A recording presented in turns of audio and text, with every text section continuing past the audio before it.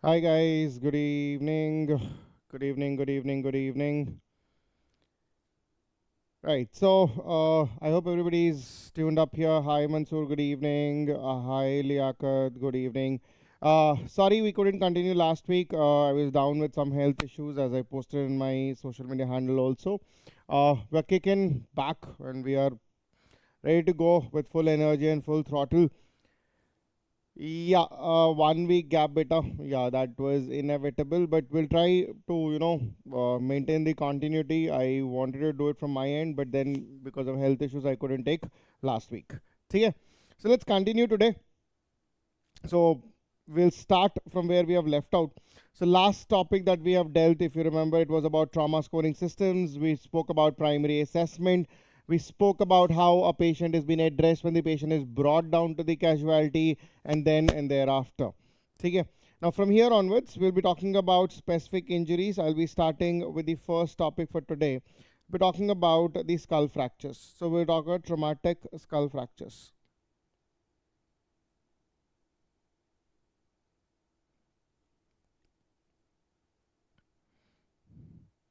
So today's topic is going to be predominantly based upon how do you analyze, assess, and management of traumatic skull fractures that we're going to look across here, right?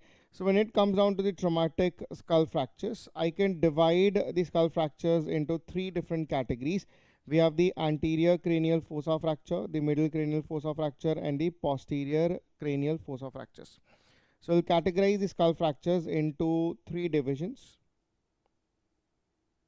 We have the anterior cranial fossa fracture.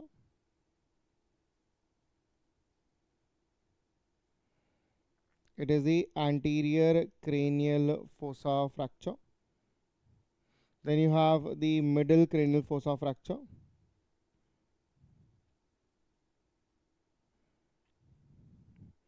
We divide them into three categories. We have the anterior cranial fossa fracture, the middle cranial fossa fracture, and the posterior cranial fossa fracture. And the posterior cranial fossa fractures. So we'll be categorizing them into three distinctive components: the anterior cranial fossa fracture, the middle cranial fossa fractures, and the posterior cranial fossa fractures, right? So what are these fracture components, right? So when you look at this, I can show this in a component here. So this is the skull that we have. So this region that I've shaded is called as the anterior cranial fossa.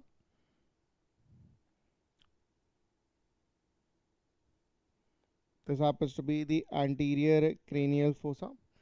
This region is what we call it as the middle cranial fossa fracture, and this is what we call it as the posterior cranial fossa fracture, right? So three distinctive zones that we have depicted here, and all three zones will indicate three distinctive sites where the fractures can occur. So based upon its clinical presentation, when a patient comes down to you after trauma, you should know whether it is an anterior cranial fossa fracture, a middle cranial fossa fracture, or a posterior cranial fossa fracture, right? So what are the important pickup points when you talk about the clinical features of each of the fractures that we're talking about? So how do you know that you have a patient who has been precisely, predominantly present with anterior cranial fossa fracture, or whether the patient is having a middle or a posterior cranial fossa fractures? So we'll be talking about the clinical presentations of each individual one. So if there is an anterior cranial fossa fracture, if there is an anterior cranial fossa fracture, if there is a middle cranial fossa fracture, if there is a middle cranial fossa fracture, and if there is a posterior cranial fossa fracture.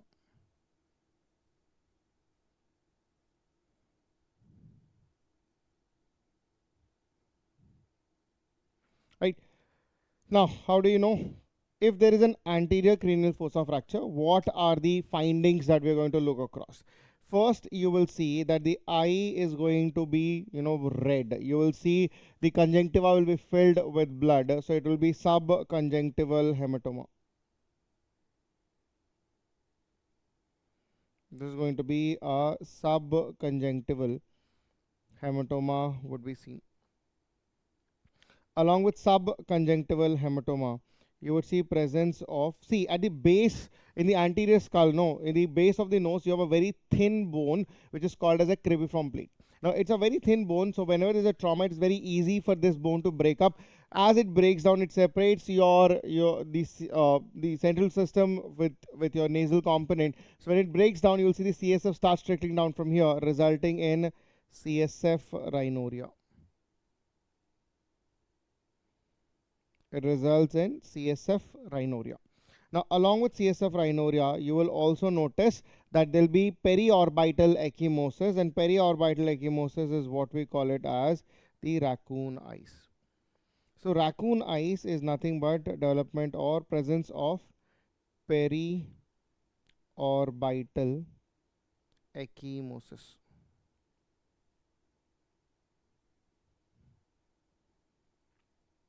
Will be periorbital ecchymosis, right? So presence of subconjunctival hematoma, there will be CSF rhinorrhea, there will be presence of raccoon eyes, and there is a coratico-cavernous fistula.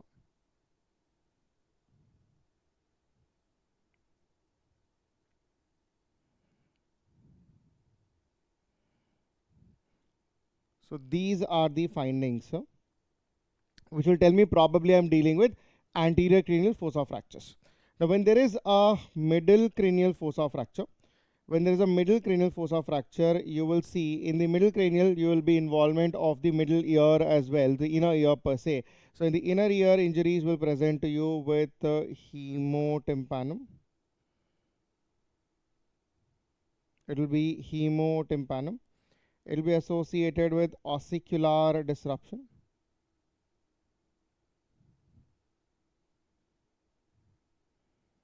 It will be associated with ossicular disruption.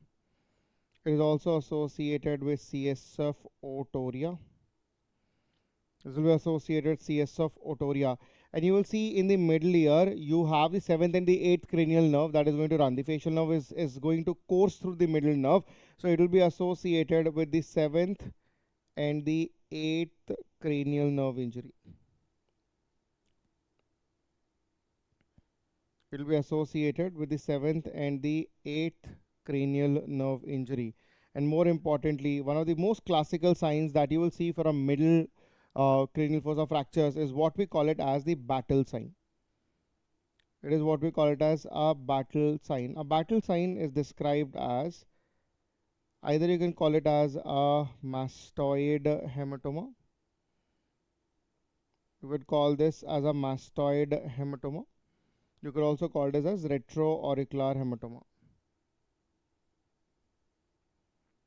Now when I say retroauricular, retro means behind, auricular means ear. So it is a hematoma that is found behind the ear pinna, and that is what we call it as a retroauricular hematoma, right?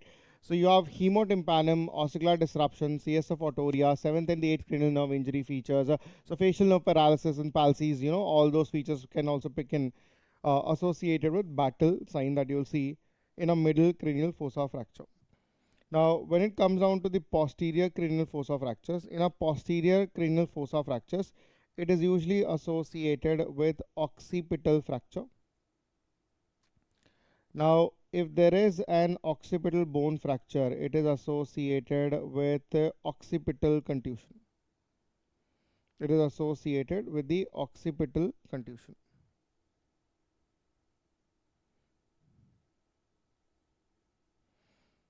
It is associated with the occipital contusion.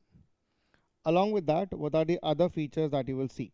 Now, your visual cortex is seen in the occiput, and injury to that can result in visual abnormalities. It can be associated with visual abnormalities. It is usually also associated with, because you see the jugular foramen is there, then you have the foramen magnum through which your brainstem is going to exit, and you also have the basilar artery entering to the same component. Okay. How is the basilar artery formed? It is a combination of the left and the right vertebral artery. Together it forms the basilar artery and it enters into the foramen magnum. So injury to that can also result in basilar artery injury. It can also result in basilar artery injury. Now, along with basilar artery injury, it can also be causing the sixth cranial nerve injury. An isolated sixth cranial nerve injury can be seen. An isolated sixth cranial nerve injury can be seen across here. But more importantly, you will see there could be an injury to the jugular foramen. There could be an injury to the jugular foramen. So when the jugular foramen is going to get damaged, disrupted, or there could be a hematoma compressing the jugular foramen, anything. The problem here in the jugular foramen, there are three cranial nerves which are going to exit from the jugular foramen. So it will have features suggestive of the ninth, 10th, and the 11th cranial nerve injury. Now these components put together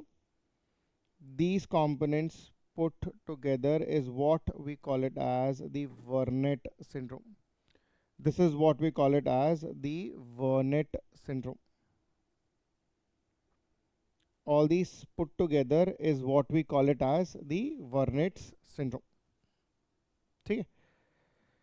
So this categorically tells you that you're dealing with either an anterior cranial fossa fracture, a middle cranial fossa fracture, or a posterior cranial fossa fractures, right? So all these features are going to club together to give you an uniform component that are you dealing with anterior cranial fossa, middle, or the posterior. Anterior features kya hai? There got to be subconjunctival hematoma, CSF rhinorrhea, raccoon eyes. It is going to be with corticocavernous fistula. On the other hand, when it comes down to the middle cranial fossa fractures, there will be hemotympanum, ossicular disruption, CSF otorrhea. You will have the 7th and the 8th cranial nerve injuries and retroauricular hematoma, which is called as the battle sign. When it comes down to the posterior cranial fossa injuries, it is associated with the occipital fracture, visual abnormality, basilar artery injury, the 6th cranial nerve injury, and the jugular foramen injury. Now, jugular foramen is the site from where the 3 cranial nerves are going to exit. That is your 9th, 10th, and 11th cranial nerve. And when it gets compressed, you will have features suggestive of injuries in the 9th, 10th, and 11th cranial nerve injuries. We'll talk about it in detail. Don't worry about it. See? Now, when it comes down, so we understood that how the skull fractures are divided and on what basis, you know, whether you're talking about an anterior, middle, or the posterior cranial fossa fractures, right? So you have the relevant images for the same. One second. Right. So the first image, I hope everybody is able to recognize it. It is an image of a raccoon eyes. You can see there is this periorbital ecchymosis. So this is a periorbital.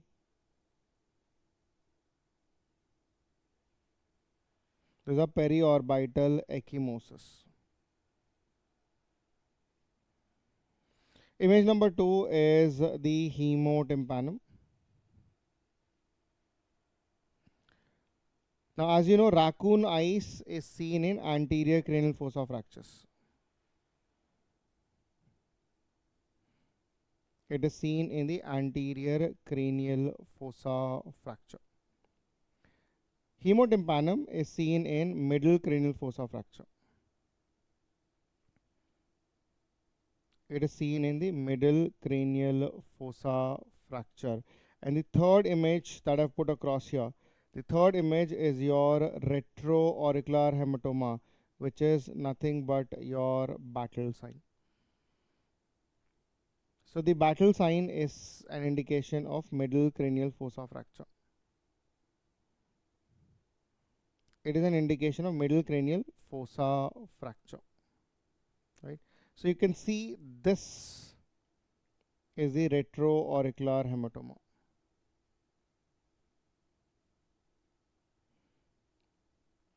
This is the retroauricular hematoma that you can see across here. This is a retroauricular hematoma.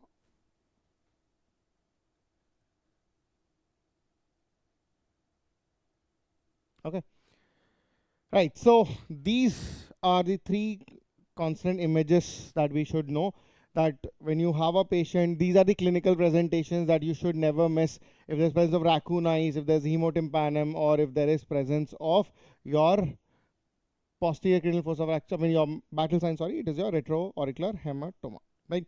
Now, before we move any further, we spoke about a condition which is called as CSF rhinorrhea, right? How do you know a patient is having a CSF rhinorrhea? Now, as we told, CSF rhinorrhea is a feature of the anterior cranial fossa fracture. It is a feature of an anterior cranial fossa fractures. Now, usually when we talk about why does a patient develop a CSF rhinorrhea, the cause for the development of CSF rhinorrhea, the cause for the development of CSF rhinorrhea, it is because of injury or damage to the cribriform plate injury.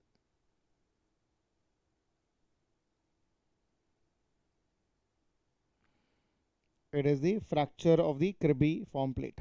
Now, once the patient starts developing CSF rhinorrhea, how do you know it is CSF rhinorrhea, not the rhinitis? It could be, an irritation causing rhinitis that will cause running nose. How do you differentiate it? So, multiple things. The number one, it is the sniff test. If the patient is conscious, I will ask the patient to do something called as a sniff test. Now, in a sniff test, you'll ask the patient to sniff the secretions that are coming from the nose. If the patient is able to sniff it back,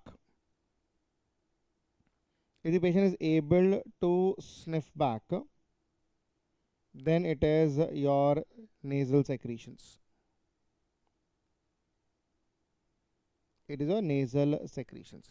On the other hand, if the patient is unable to sniff it back, on the other hand, if the patient is unable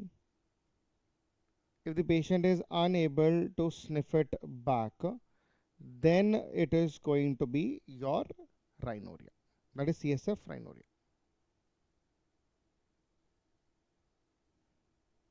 It is going to be a CSF rhinorrhea. So the first thing, if the patient is conscious, we're going to do a sniff test, and based upon the sniff test, you know whether the patient is having a CSF rhinorrhea or not.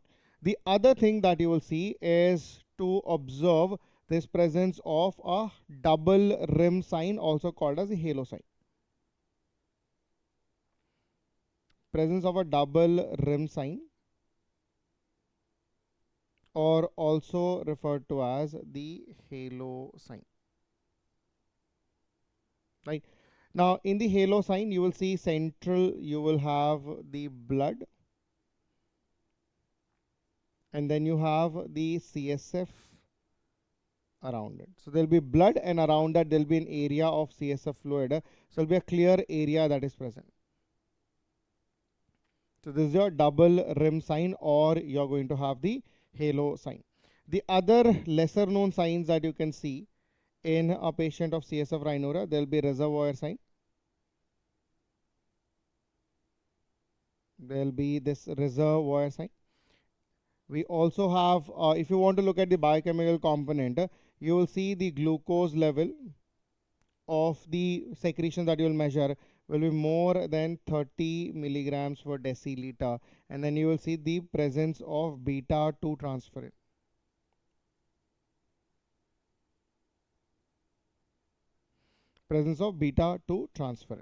Right? So all these confirm the patient is going to have a CSF rhinorrhea. So CSF rhinorrhea is because of injury to the cribriform plate. If the patient is conscious, you can do a sniff test. You can look for a double rim sign that can be done on a handkerchief. There's a reservoir sign. You will see presence of glucose more than 30 and positive for beta 2 transferrin. If these are present, I know patient is having CSF rhinorrhea. It is not a CSF secretion. That is the first and the foremost important thing that we should know, right? The other thing that we spoke about when we were discussing in terms of the same component is your Wernicke syndrome. So what is this Wernicke syndrome? When we talk about the Wernicke syndrome, the Wernicke syndrome is a telltale sign of the posterior cranial fossa fracture.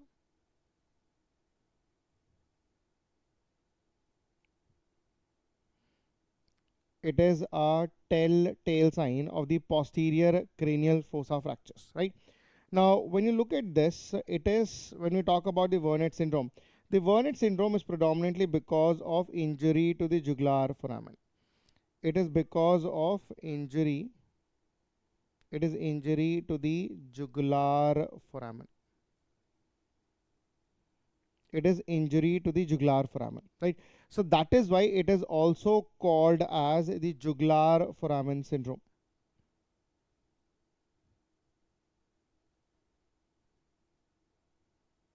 This is also referred to as the jugular foramen syndrome. So this is also referred to as the jugular foramen syndrome, as simple as that. Now, when you look at the jugular foramen syndrome, you will notice that if this is the jugular foramen, say if this is the jugular foramen, through the jugular foramen, you see there are 3 cranial nerves which are going to go. The 3 cranial nerves which are going to go,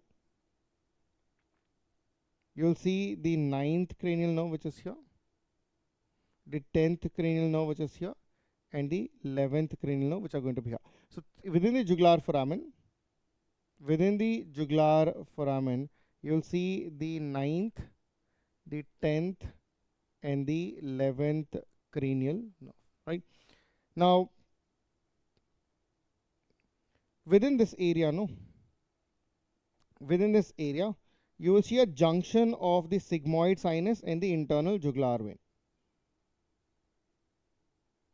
So this, just for the sake of understanding, you will see presence. This is an area which is here. It is a junction of the sigmoid sinus. It is a junction of the sigmoid sinus and the internal jugular vein. That is the IJV, which you can see here. Right. So the tumor, that is the globus. You have the, you would have heard quite a bit of time in your ENT lectures also. There is your glomus jugulare, which arises from this area. When a tumor, that is a glomus jugulare, which arises from the same area here, it also compresses the 9th, 10th, and the 11th cranial nerve. Right. Now, once these compression occurs, what is going to happen? How would a patient present to you? Now, you need to understand the compression of the 9th cranial nerve. When you look at the compression of the 9th cranial nerve, when the 9th cranial nerve is going to get compressed, there will be loss of taste. That is a glossopharyngeal nerve. It is a loss of taste. There will be loss of taste in the posterior 1/3 of the tongue. In the posterior 1/3 of tongue. The loss of taste in the posterior 1/3 of the tongue, that is injury to the 9th nerve. When you have the 10th nerve, that is vagus, you will see the vocal cord paralysis and anesthesia on ipsilateral side. So there is an ipsilateral, same sided, ipsilateral vocal cord palsy. There is an ipsilateral vocal cord palsy. There is anesthesia of larynx.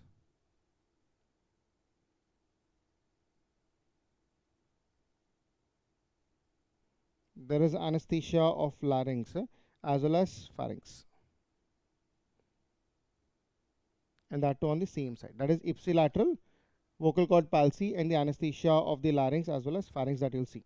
Then you'll see the 11th cranial nerve injury. This is going to cause the weakness of the sternocleidomastoid and the trapezius muscle. It will result in development, that is axillary nerve, that is a weakness of sternocleidomastoid muscle and the trapezius muscle.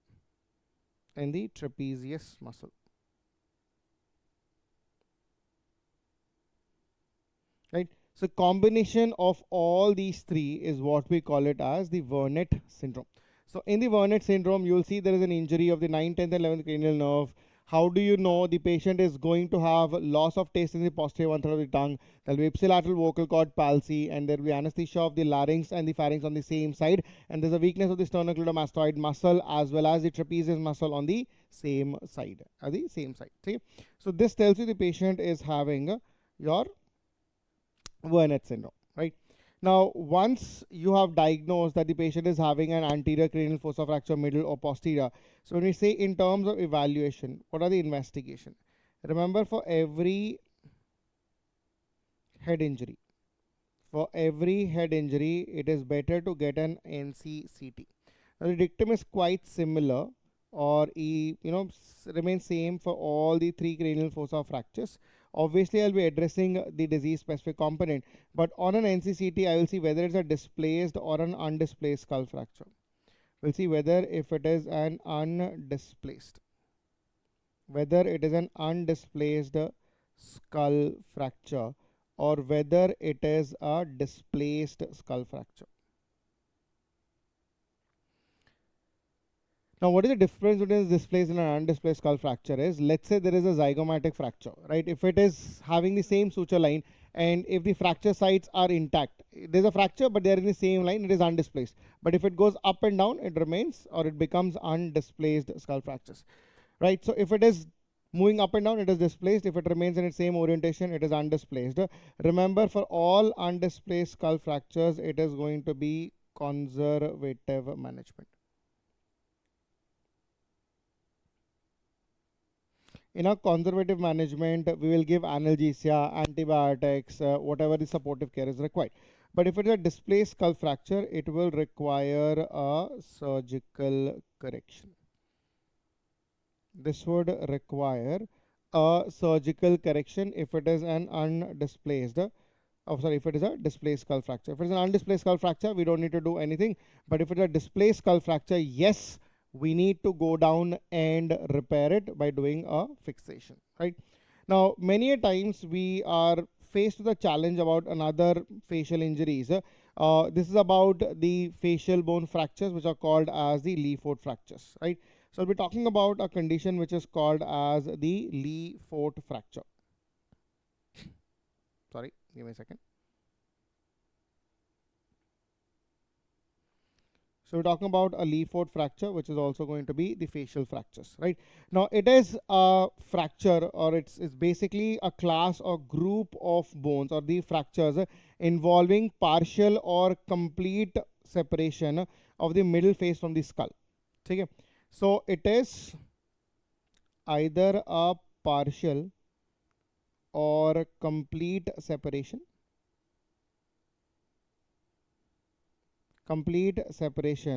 of the mid face from the skull.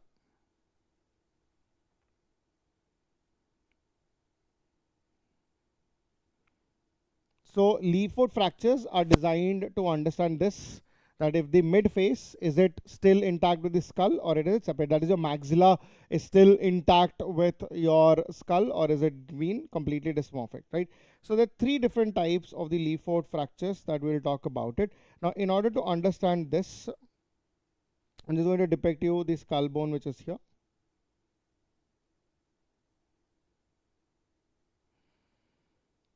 Okay, for the sake of understanding, I'll keep it simple. Right, so we'll say these are the orbits. We'll see these are the orbits, and let's say this happens to be the maxillary component, right? So this is the dentature, or we can say this is the dentation that we're taking into consideration.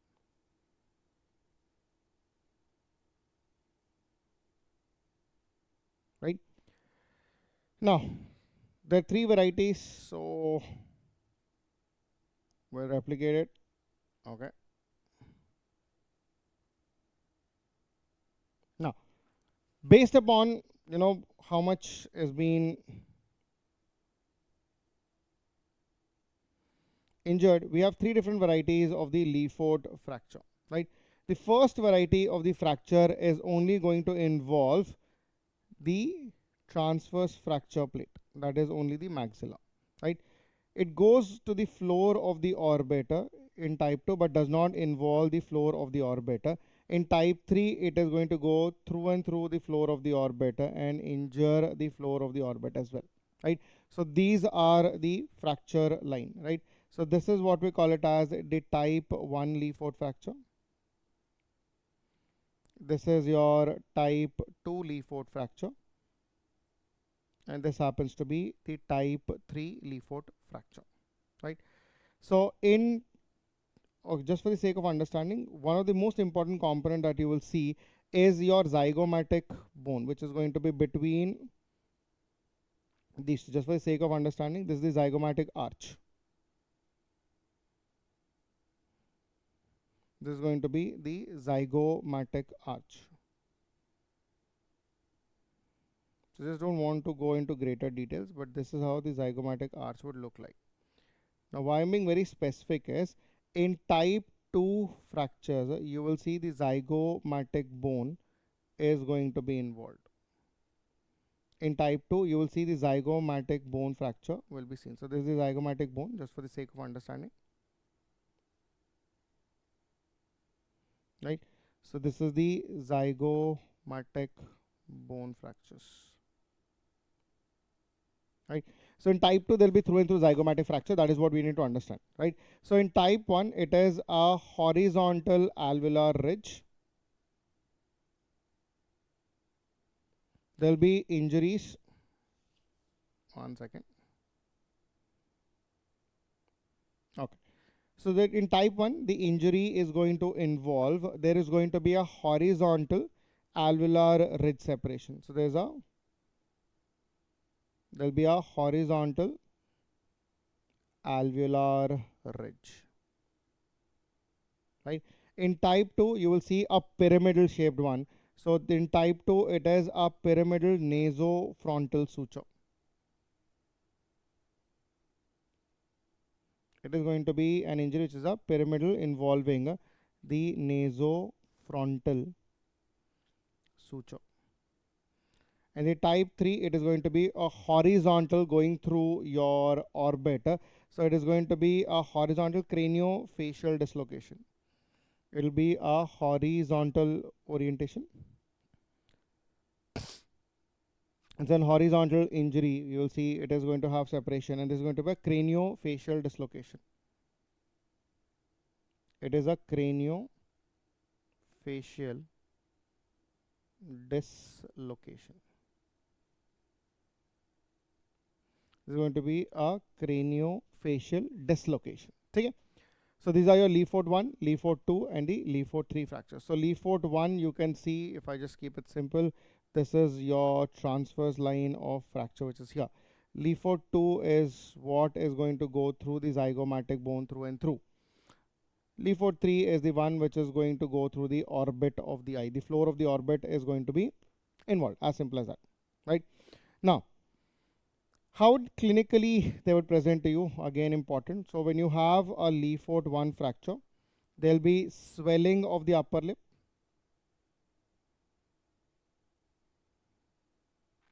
There'll be presence of swelling of the upper lip. There'll be a buccal surface bruising. There'll be a buccal surface bruising. There will be malocclusion.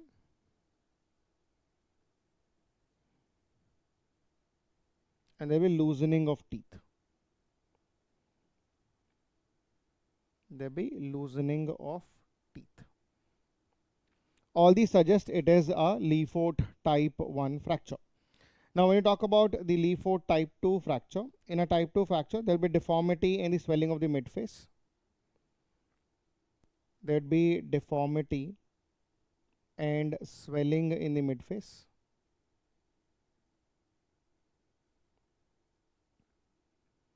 There is deformity and the swelling in the midface.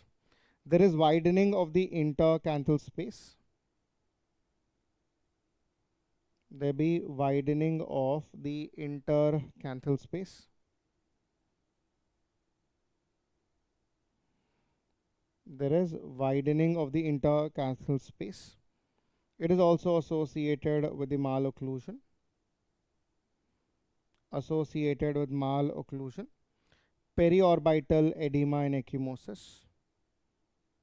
Periorbital edema and ecchymosis, as you can see in the anterior cranial fossa fractures. It is also associated with epistaxis. Now, epistaxis is nothing but bleeding from the nose, right? So these are also associated with CSF rhinorrhea, all anterior cranial fossa fracture features. So three important one you will see: periorbital ecchymosis, epistaxis, and the CSF rhinorrhea, right? I have a question.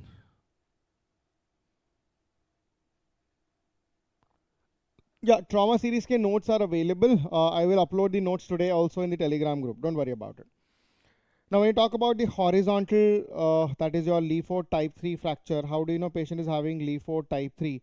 In Lefort type 3, it will have features similar to that of type 2.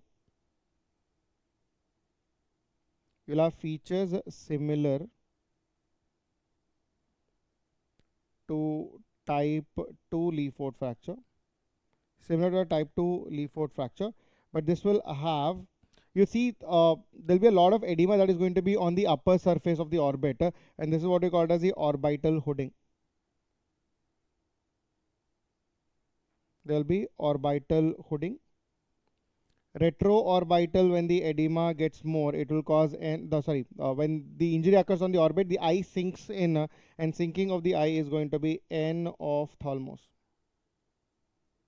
Sunken eyes, there are enophthalmos. There will be bruising in the mastoid region.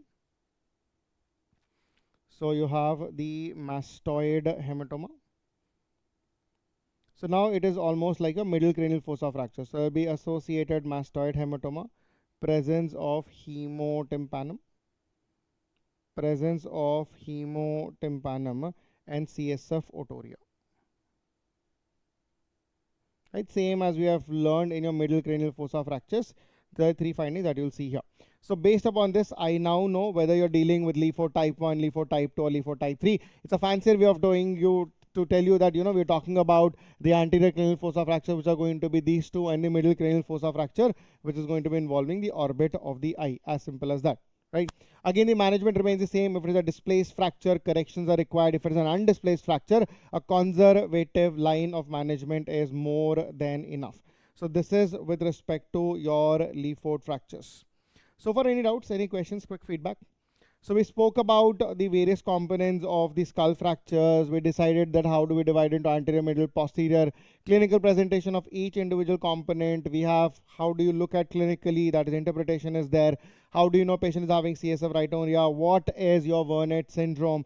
And what investigations to be done? And then on the basis of that, if you get these fractures, the facial fractures can be divided into Lefort type 1, type 2, type 3 based upon the clinical presentation. The management and the investigation remains the same. So far, any questions? Quick feedback.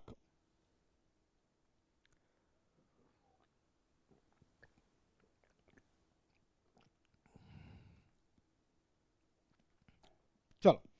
If you have no feedback, so this is with respect to the components. Now here is an interesting thing.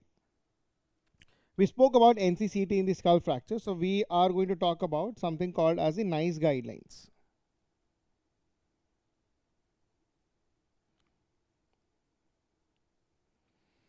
Now the NICE guidelines of head injuries are need to be followed.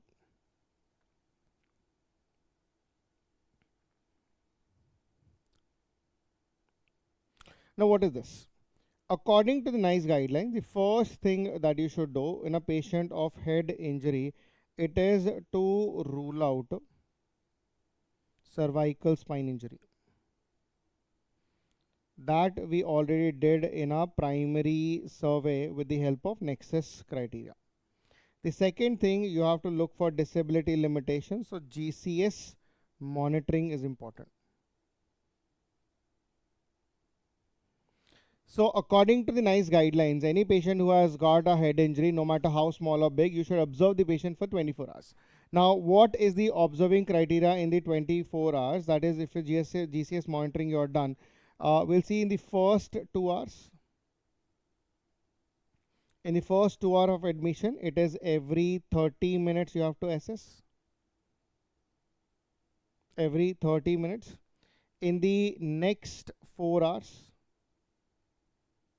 It is going to be every 60 minutes, that is every hourly. And thereafter after 6 hours. So from here after 6 hours, you have to do every 120 minutes. So for the first 2 hours, you will assess every 30 minutes. So in the first 2 hours, I will be assessing the patient 4 times. In the next 4 hours, I will be assessing the patient every 1 hourly. So again, there will be 4 assessments, right? So you have finished the 6 hours of the day. You have 24 hours. No. So there's another 6, 12, another 6, which is going to be here, another 6 here. So this makes it 24 hours period. So here, because every 120 minutes, that is every second hourly, you're going to observe after 6 hours, right? After 6 hours, there'll be one observation, that is every from here after every 120 minutes you're going to look after the patient. So the assessment continues from here on. Okay? So for the next 4 hours every hourly, then after the 6 hour periods, every second hourly you're going to assess the patient in order to see for the component. Okay? So this is about your GCS monitoring. Now, when would you like to get the CT done, right? So what is the indication for NCCT? Indication for NCCT in a head injury according to the NICE guidelines. Now this we categorically divide the patients into 2 categories: who requires immediate, that is within 1 hour, and within 8 hours. So NCCT to be done within 1 hour, and then you have within 8 hours. So you have within 1 hour, and then you have within 8 hours.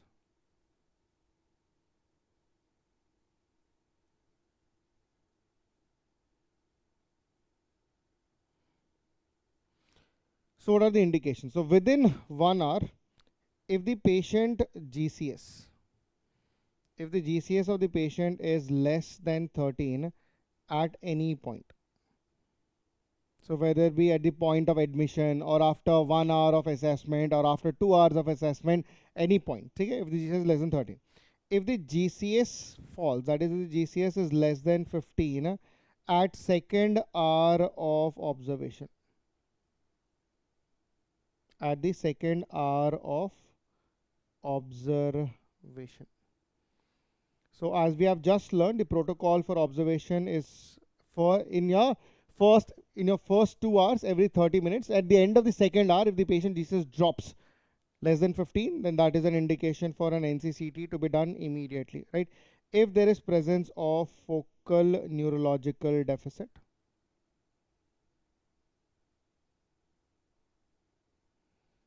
if there is presence of focal neurological deficit, if there is open, displaced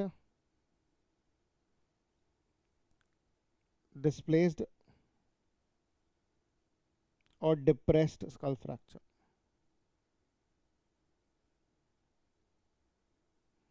or a depressed skull fracture. If the patient has more than or equal to 1 episode of vomiting, that is post-traumatic vomiting, and if there is more than or equal to 1 episode of post-traumatic seizures.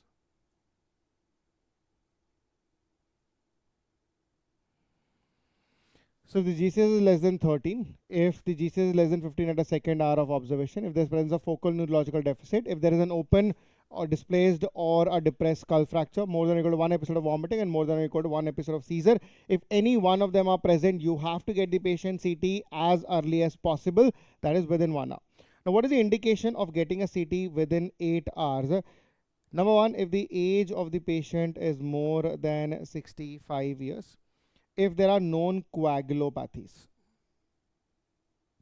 that means if the patient is taking warfarin, aspirin, or prophylaxis for DVT, anything, right, like rivaroxaban, any factor 10 inhibitors, anything, right? If there are known coagulopathies, get the CT within 8 hours. If there's a dangerous mechanism of injury,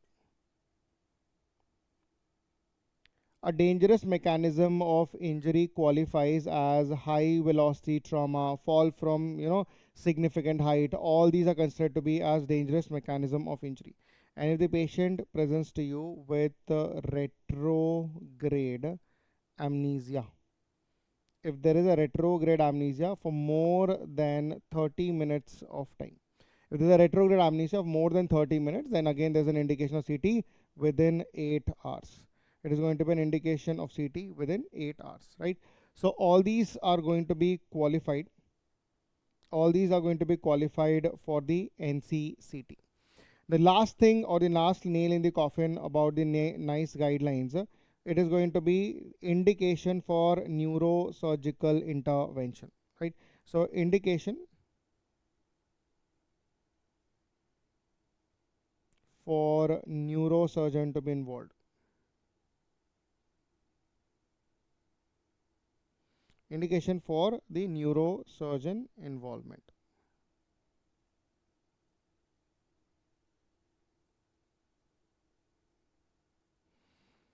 Now, what are the current indications if you want to involve the neurosurgeon? The first one, if the GCS of the patient is less than or equal to 8, that is an indication of prophylactic intubation also. If the patient is having unexplained confusion, if there is an unexplained confusion for more than or equal to 4 hours, if there is decrease in GCS after admission, that is fall in GCS after admission, if the patient is having loss of consciousness, if the LOC is present, if there is presence of an ENT bleed, that is ear, nose and throat bleed is there, if there is an ENT bleed, if there is more than 2 episodes of vomiting, more than 2 episodes of vomiting. See, more than or equal to 1 episode of vomiting post-trauma is an indication of CT within 1 hour. But if there's more than or equal to 2 episodes of vomiting post-injury, then you should assess with the neurosurgeon as well. The next one that you will see is presence of post-traumatic seizure. If a patient is having post-traumatic seizure, if there is presence of focal neurological deficit,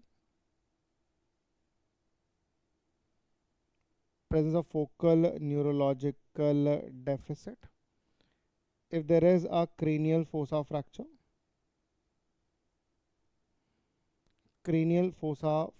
which is displaced, if there is displaced, and the last one, if there is a penetrating CNS injury.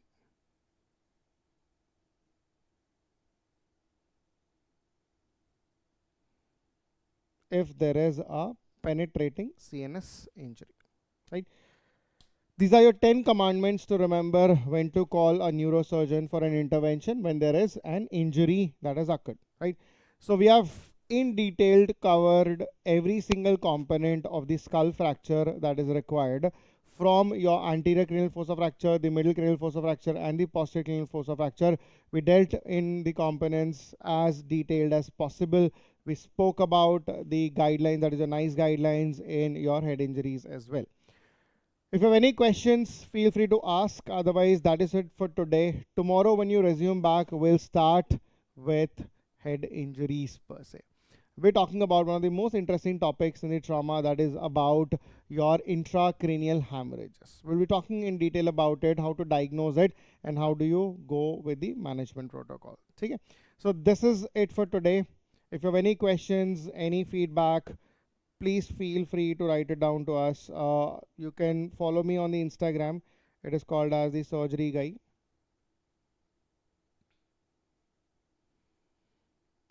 It is by my name. That is your Dr. Sandeep Seeram Reddy.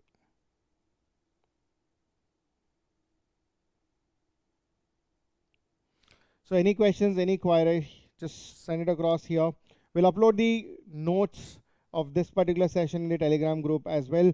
Thank you so much for joining. See you tomorrow at 9 p.m. again. But tomorrow's session is going to be quite interesting. Do come for tomorrow. Thank you so much. Good night. Take care. Bye bye.